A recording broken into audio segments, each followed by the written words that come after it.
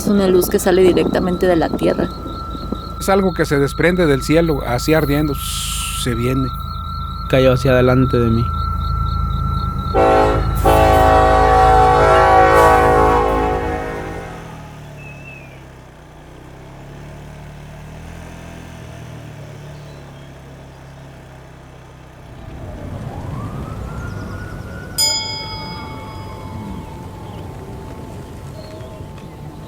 In the 2018 to 2020 biennium, a group of filmmakers undertook a mockumentary about a hypothetical stillness syndrome in the Republic of Colombia.